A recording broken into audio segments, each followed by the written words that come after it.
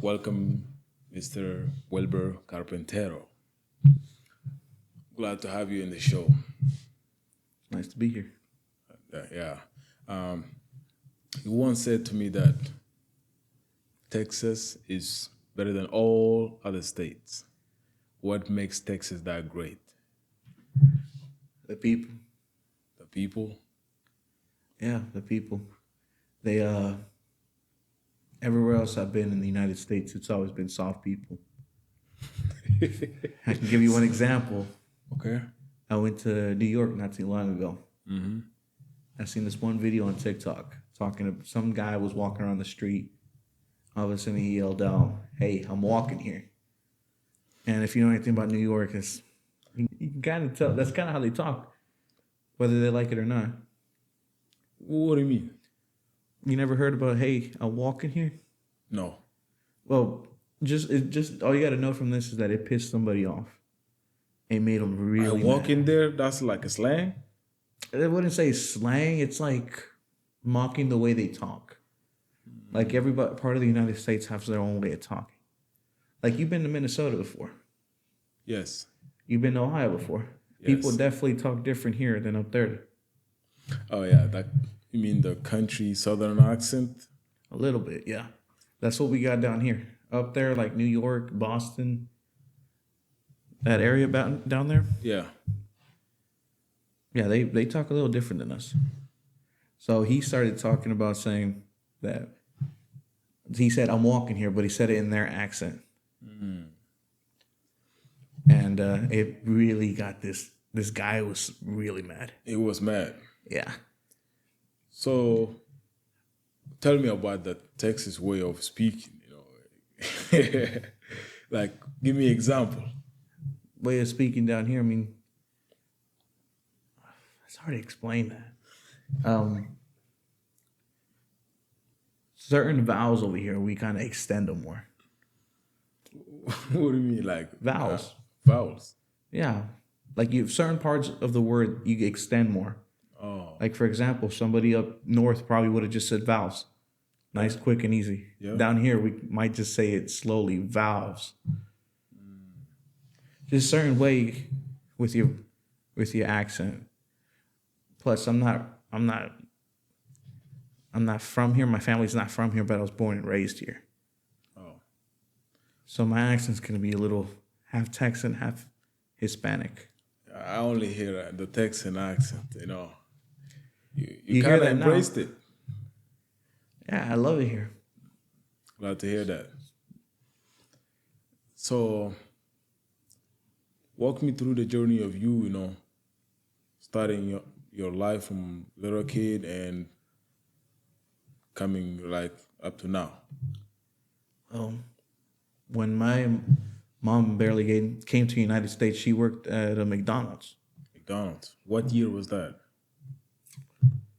Probably like late 90s. She was in the United States. She just barely came without speaking any English. And she barely came into the United States, and she was working at McDonald's, which is actually where she met my dad. Oh, your mom and dad, they met here. Yeah. I thought they came together. No, they met here. Wow. That's new.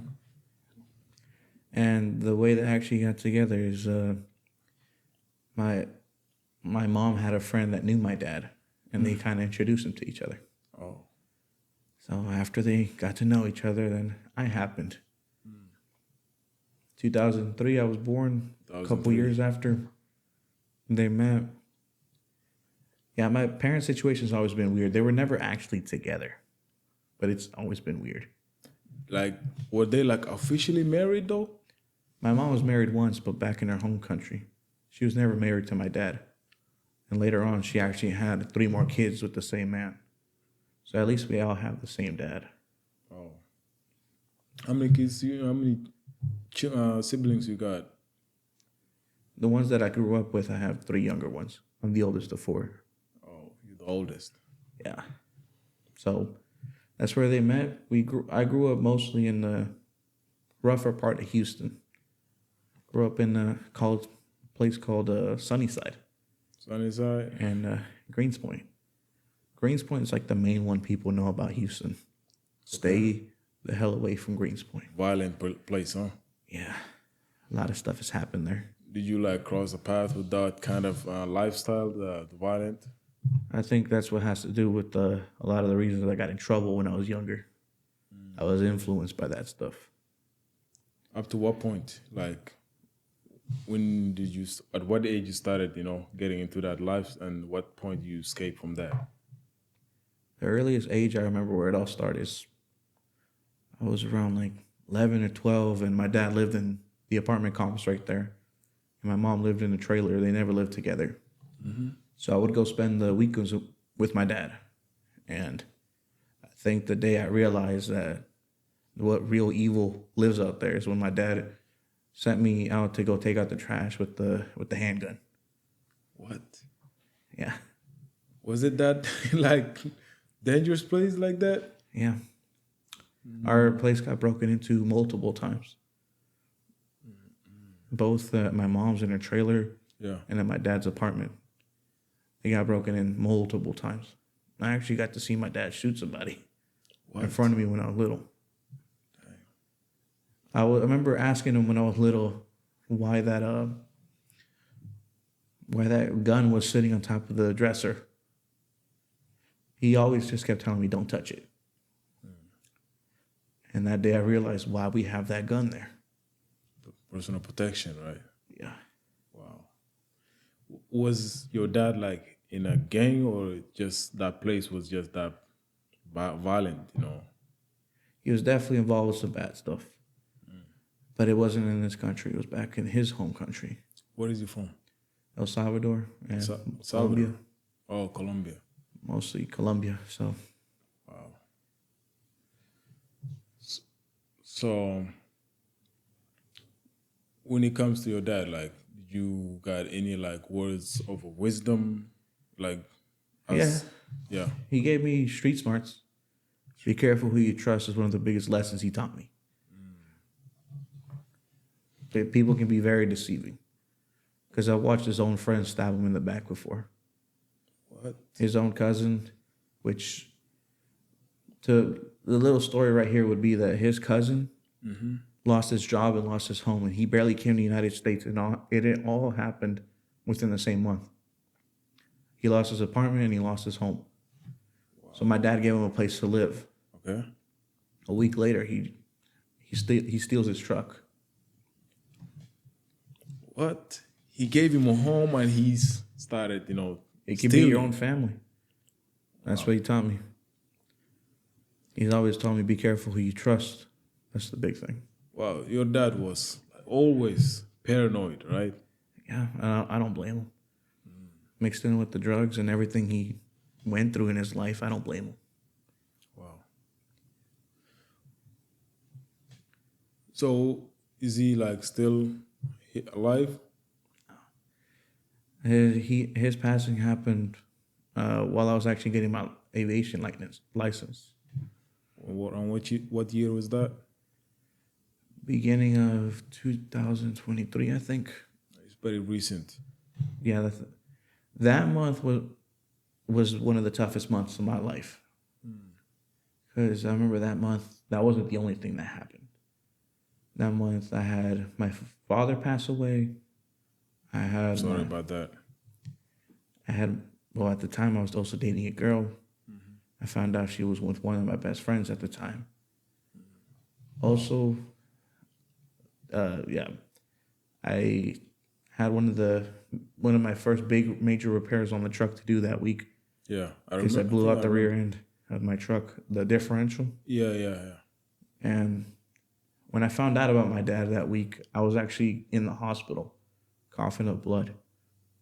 Wow, you've been going through it, huh? Like, it was all in the same month, and all of that was happening, so I had no choice. I stepped away from school for like a month. So what happened to him? Was it just sickness? I don't I heard this from his mom, but I haven't been able to contact since. She told me it was cancer. Cancer. And back in his home country, there's not really as much treatment as there is here in the States. Help isn't available like it is here. Wow. Yeah, that's true, and also it's really expensive. And Yeah, I think everywhere you go, it's going to be expensive. yeah, America is the number one. The bankruptcy of Americans is like the reason is healthcare benefits. Yeah. Wow. Your father, like when your father passed away, did you like? That's when you escaped from that all that gang violence and all that, and started pursuing school, or how did that happen? The shift. So when he passed away, I actually didn't see him for about almost 5 years. What? He left the year before I started high school. Wow. The year before I actually started turning into an adult. Left where? Back to El Salvador? Yep. Okay. And he never tried to contact me after that. I remember when I was little, he always told me that he wanted to leave really bad.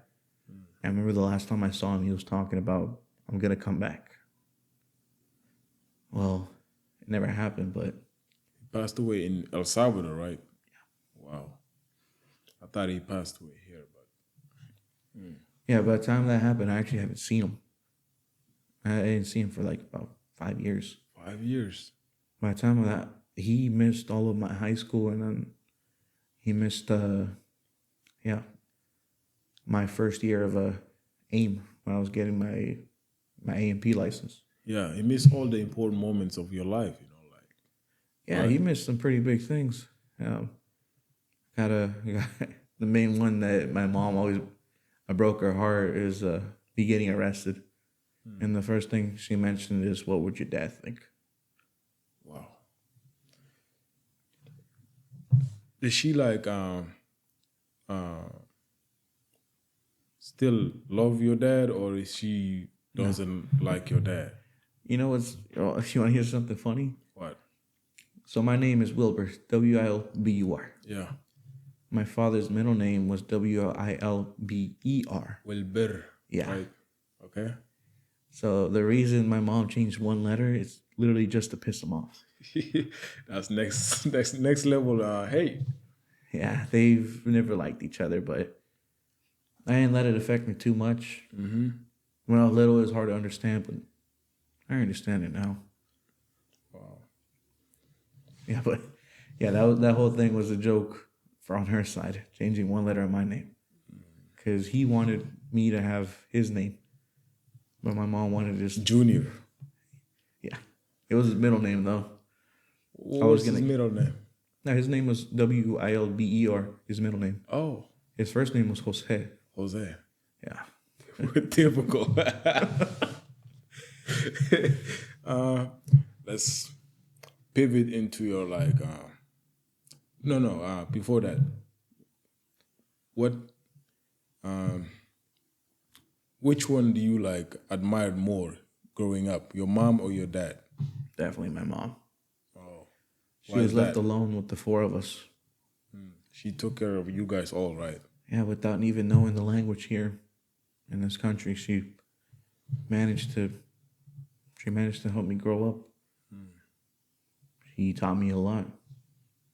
If it wasn't for her, I wouldn't have had my license. I wouldn't have the job that I have. I wouldn't have this house. Okay. Was she's the only one that supporting person that support you get through the school and the violent life, or there was other people that? So she was there for school, but back when I used to, those darker days that I had, Okay. when I was out at night just trying to make money selling some dope, my mom had no idea of that until I got arrested. She really doesn't know how deep it really went. To her, from the police, it just looks like I got caught with some controlled substances with intent to sell. But she didn't know how deep it really went. Oh. She still doesn't know. She just thinks I got caught up with some illegal stuff. Were you like secretive? You don't want it to know, or Yeah. she? Yeah. It got so bad to the point where when I've actually been shot one time. You got And shot? yeah, Where? in the shoulder. I got lucky. It was only a 22, but it still went in. Damn. And the hard part wasn't trying to deal with the pain. The hard part was trying to hide it from my mom. What? You hit that? Yeah. How did you do that, man? That same night, I actually got shot. I had it pulled out by one of my friends. Mm-hmm. He pulled it out, and I saw the bullet size. I'm like, oh, thank God, it was just a 22. It didn't even go in that deep. But at the end of the day, I still got shot, and it hurt. What the heck? Yeah. But the most, shocking part is like you hid it from your mom. Like, Yeah. That was really the hard part right there. she couldn't tell that you were in pain. I wouldn't see her that often. When I was in high school, I was in a lot of clubs in high school, so I would stay after every day. I would come home pretty late. But some of the times I would lie, say I would still be in the school when I really had nothing going on because I was in band, I was in theater, I was playing sports. And so I stayed after almost every day. Oh, you were doing a lot of things to avoid Yeah. being at home, right? So if I wasn't home, she'd just think I was doing one of my extracurricular activities. Mm-hmm. So she had no idea what was really going on. Wow. That's By the time I get home, she'd be already asleep. what about your like siblings? You don't usually like see them often. I did. Some of the one of them knew about he didn't know everything, but he had a pretty good idea of what was going on with me.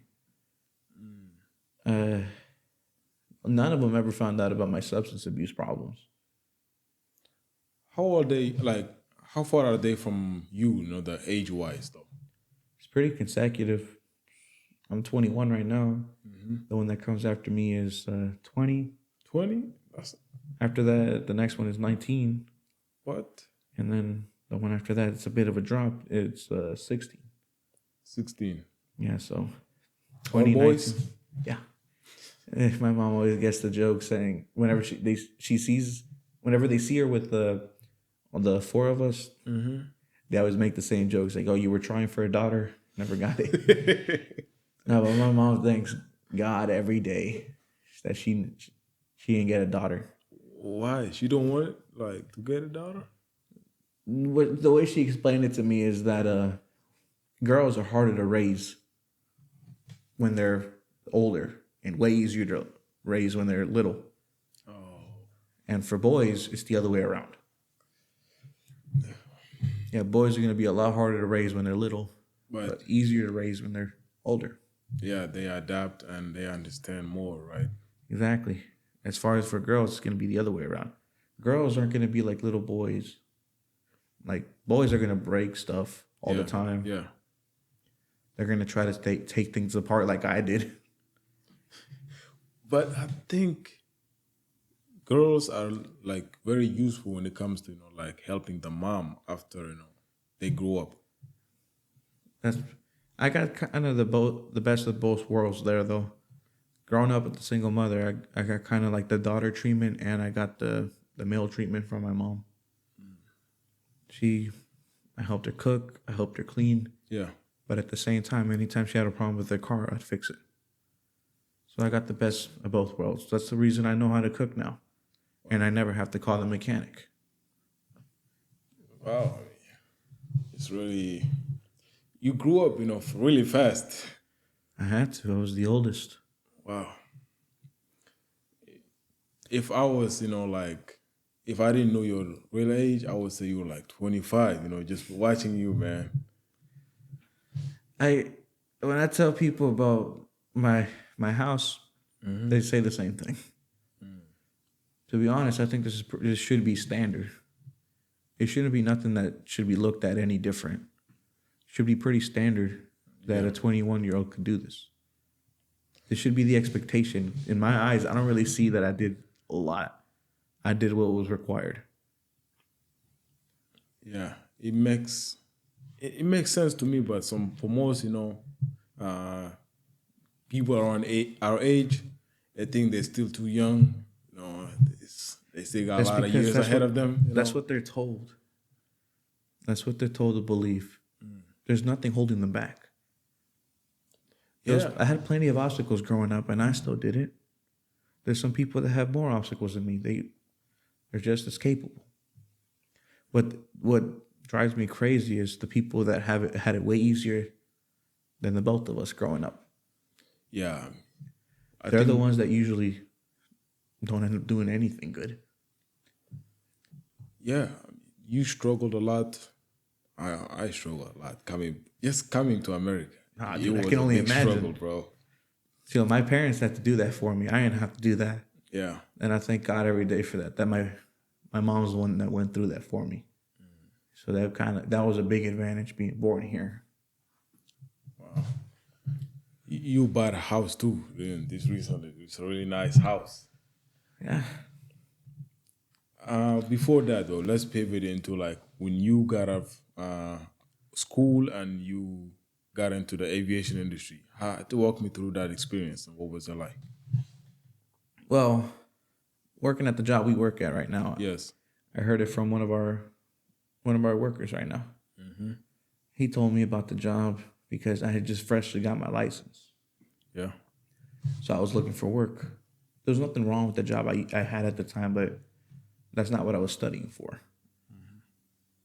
But entering into this job it's not what I expected. I expected it to be like working on cars. Oh, it's similar, but it's more uh, The, conscious, work. the only thing I see as similar is probably the people. You see the same type of people. Mechanics are going to be the same, whether Yeah. you're working on the pipelines or you're working on cars or the airplanes. They're going to be the same. Yeah, that didn't change. But the rules and regulations, Strict, right? it's strict here. Very strict. I never worked any automotive job that's been that as strict as right now. So when you graduate from school, like how much the tuition cost you like to get the AMP license? Do you really want to know? Tell me, bro. Right now, Shoot it. when I started school, it was $52,000 for a 2-year school. $52,000. Yeah, You paid that all, or the financial aid paid? I took. Wow. My mom has always made me scared of taking loans out, so I only took one loan out, and the rest of it I was trying to pay about I think it was around like 1,000 a month Okay. for school. That wasn't the hardest part. Probably the hardest part was trying to get to school every day, because the school was actually an hour and 10 minutes from where I lived. You drove 1 hour and 10 minutes There every and back day? every day after Damn. work. Wow, that's 2 hours, just back and forth. Yeah, and at the time too, that was around the time I barely got my truck. Okay. I didn't realize how much different it's going to be going from a 4-cylinder sedan to a truck in gas. That's a big difference, bro. The gas, you're gonna spend a lot, bro. Yeah, that's when all that stuff started with Russia and Ukraine. That's when all that stuff happened, and right when I started school, and that's when I started driving that hour and 10 minutes every day, and that's when the fuel prices just went up to like $4, $5. That was right after COVID, right? Yeah. Oh yeah, that's when it went high, the fuel prices. Yeah, and that's when I barely got my truck and I barely started school. The way I had it planned out was like, okay, I can afford school if I just take this way to school every day and I'll get there on time Yeah. and I'll work and I'll make enough. Things didn't play out that way. I ended up spending about almost upwards of like $50 a day just to get to school and back and work in that truck. When That's that a lot happened, of driving, bro. it wasn't. The driving wasn't even the bad part. It's the fuel. It was just so expensive. Yeah. How much like of fuel costs will you spending, like let's say a week? A week, I'd probably say almost 200. 200. Damn, that's a lot of money, man. I had a lot of driving to do. That's why the school, my work and school were on the two opposite sides of Houston. It was like full time school, or you had a part time job? Full time work, full time school. It was 7 hours a day at school, 8 hours a day at work every day. So that could really take a lot out of a man. It took a toll on you a bit, bro. Yeah. Wow. It was hard to maintain a relationship, so I couldn't do that during school. I tried to, but it didn't work. Yeah. Even if I'm doing it, it wouldn't work for me to be in a relationship, you know. Yeah, it's just you don't have enough time. You don't have enough energy. Busy man. Busy Exactly. man. Yeah. You couple of months ago, you took a role to be a leader, lead position in ASP, the company that we currently work on, and you were a pretty good lead. Talk to me about leadership skill. Like, what makes a great leader? Great leader is showing your followers you can do what they're doing and better. A great leader isn't about trying to make your followers fear you. Okay. You want to make them respect you. The way you get that done is by showing them that you can do their job. Okay. This is, I don't mean this in any type of mocking way, or I don't mean in any type of way. I just mean you can do the same thing you're asking them to do. And that's fair. Anything you ask anybody else to do, you should be able to do it too. Yeah. That's what I think it's missing now. Also, I think, you know, like, in order for you to become like effective leader, I heard that, you know, you have to provoke some kind of emotional conversation, because whenever people are emotional, that's when the true self reveal, you know. The thing is, I was pretty much the same at work, whether I was a lead or not. Mm-hmm. People knew me. I was going to be the same. But the thing is, I had never switched up. And I think that's why a lot of the people listen to me. I actually have the two new leads coming to ask me why don't they listen to them, or why don't they get respected. And I tell them the same thing I just told you. Controlling, right? Yeah. And the main thing is going to be make sure you can do the job you're asking them to do. Mm-hmm. Other than that, your followers aren't going to follow you. Also, they have to give clear orders of what they're asking. Exactly. You just can't throw it all out there and expect them to figure it out. That's not what a leader is. Yeah. A leader's going to guide their team. A leader's going to go out there and help and show people how to do it. Damn, you showing you some big wisdom right here, bro. I was your lead too. Yeah, I know. I know. You were pretty good, you know. And like, there's some workers that are really, you know, assholes. You know, how do you deal with those kind of people? I'll never let it get to me. Because at the end of the day, it's just work. Mm-hmm. They're not my girlfriend. They're not my mom. Yeah. It's not going to be a big deal whether they listen to me or not. They're going to get what they have coming if they don't want to listen to me. If we're all on the same team here, that's the thing. Yeah. If you don't want to cooperate, I'll just grab somebody else that will. Yeah. That's the way I dealt with it. I just moved on. If you don't want to deal with me, okay, fine. Go sit over there while I grab somebody else that does want to be a team player. That was effective for you, right? Yeah, just forget about them. I can't force somebody to want to work. I can't force somebody to respect me. I've given them everything that they would need to respect me. I've shown them I can do the job. I showed them I can be clear with instructions, and I'm always going to be available for help. Yeah, I mean, that's enough, you know, enough for them to, you know, to realize that, you know, they got to step up to do their own thing. Exactly. That's what I feel like we're missing now. Yeah, we're missing a lot of things in this, especially this generation, you know. Yeah, that's my big reason for leaving is I'm leaving this job mainly because of that.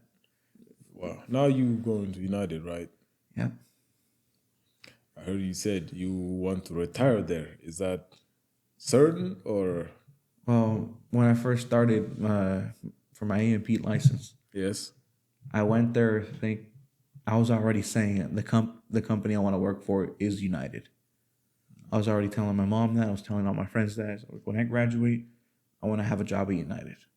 Oh, so you've been Uni- planning it way before, you know. United's been our family airline. Oh, We've always flown United. wow. So that's who I grew up with because it was affordable for my mom, and a lot of the people we knew actually worked at United. So that's what we grew up with. Plus, I remember looking outside and flying out when I was little. The very few times I got to fly when I was little, I remember seeing the mechanics. But the closest I ever got to that was working on cars for a long time. And then somebody introduced me into aviation. Okay. And all of a sudden I started thinking about those mechanics I saw when I was little. And I thought it was going to be a lot cooler to work on planes than cars. Like when you saw those mechanics, like what is one thing that, you know, caught your eye, you know, like I gotta say, the first thing is when I saw them roll out that speed tape on the wing. Yeah, that was my first time seeing you someone were fix. about to fly? Yeah, it made me nervous. I would be nervous too. It made me nervous, but now that I work in the industry, I know it's not. It's not a big deal. It's not a big deal. Nah, Oh, we can fix a lot of the issues. Most of those issues aren't even due to the structure of the aircraft. It's going to be due to cracking paint. You're now I know that they don't use it for that. oh, wow. So you started working in this industry right now.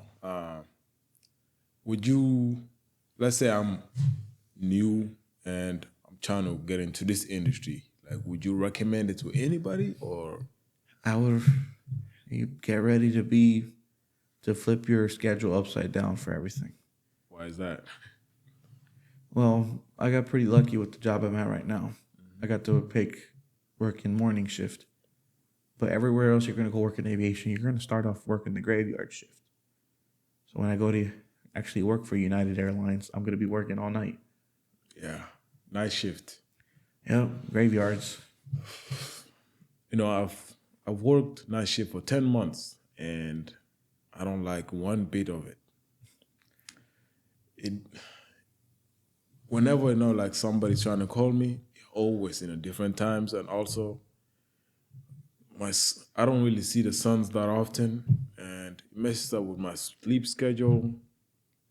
It wasn't great for me. I don't know. Some people like it. I mean, the way we go to work right now, we kind of don't see, we only see the sun during the middle of the day. When we're going into work, Yeah. we don't see it. When you get out of work, we still don't see the sun. Yeah, because time changed. You know? Yeah. Yeah, the time shift. But I can't imagine being in that all day, well, basically your whole shift. I can't imagine what it's like. I've only worked night shift at a grocery store before. Ella. Yeah, she's over there. Grocery store. Yeah, How long you worked that? about almost 4 years. 4 years at night shift.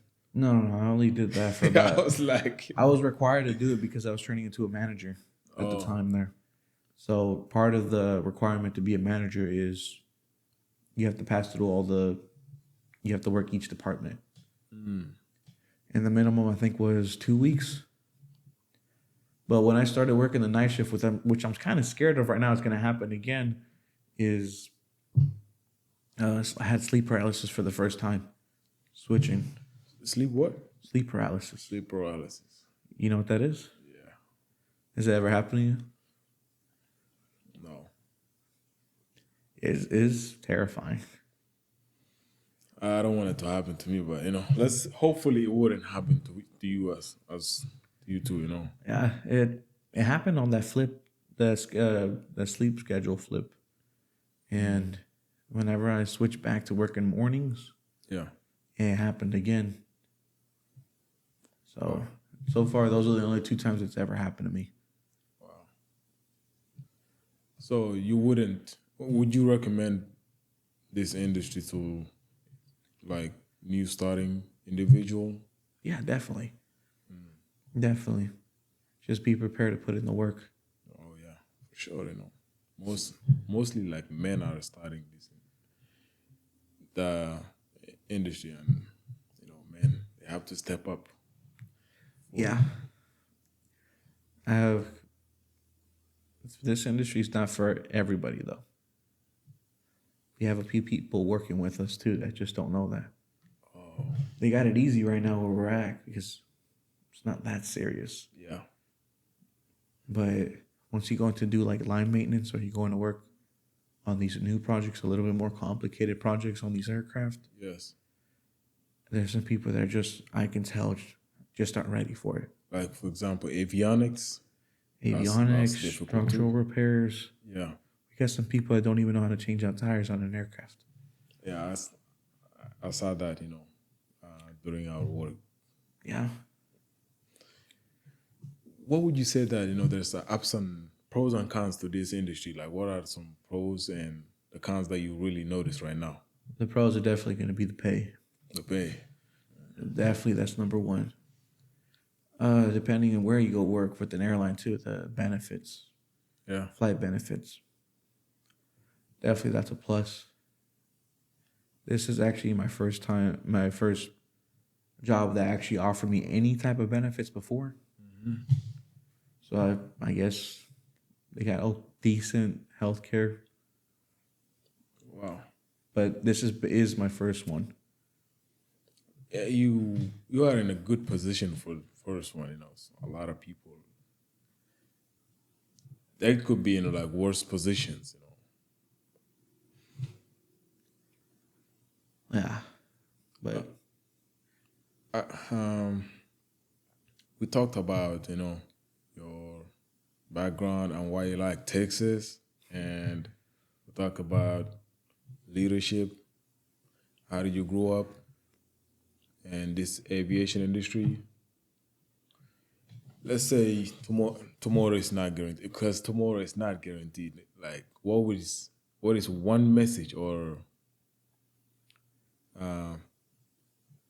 advice you would leave to the world, like if this was your last chance? that's a thinker right there. I guess it would be to stay in the moment. Don't think about don't dwell upon the past, and don't think about too much about what's going to happen in the future if you do this or that. You can't live that way. You can't live in the moment that way. If you were to die tomorrow, thinking about tomorrow, that means you really didn't live for today. Yeah, that's what, bro. You're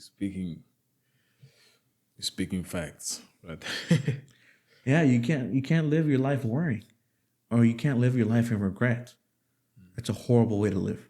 Yeah, I understand that. Wow, that's a powerful message. What would you say to your family though? My family, Yeah, like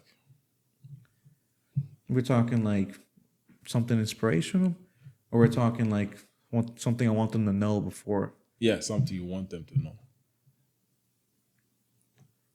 If something does ever happen to me, my family's gonna find out eventually about everything I've really done.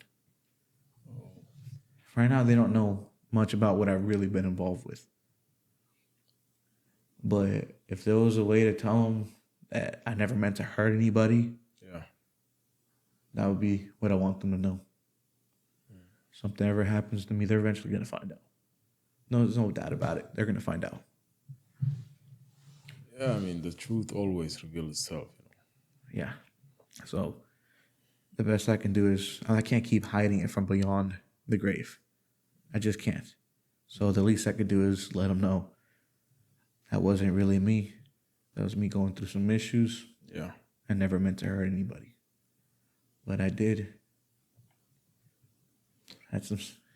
I mean, what can you do? You can just only change your acts and just live your current life. Leave that behind. That's the only thing that you can do. Yeah. Eventually, if you like muster the courage, can you can tell them. If I had, like, let's say I was at the hospital in bed, and the doctor told me I have 12 hours to live. That would be one of the times I would tell him. Wow. But if I just can't tell him right now. I mean, nobody gets anything from that. If anything, my family just thinks less of me. Nobody gets anything from that. At least when I'm gone, they'll have closure if they do end up finding out anything. You're right. There's nothing gonna come out of that. Exactly. You There's tell no them. good that can come out of that. So it's pointless. Yeah, Just leave it like that. exactly. Well, bro, I'm glad to have you in the show, and I really admire your intense tenacity and focus in what you do. And you've already accomplished a lot in younger age, and hopefully you'll be like a big role model to most people around our age. Because I really admire your work, because I wish I was in your position, but I'm getting there right now, in the next couple of years. Buying a house and, getting the MP license. Hopefully you will see me. Oh, you're doing great right now. Thank you. Coming from, at least I was born in this country. You got to remember that. Yeah. You weren't. No, So you're right here with me. That means you're doing something right. Yeah. Thank you, man. It means a lot. All right. I hope to have you again in the show, and thank you again for being in the show. Thank you. It was a lot of fun. Yeah, it was.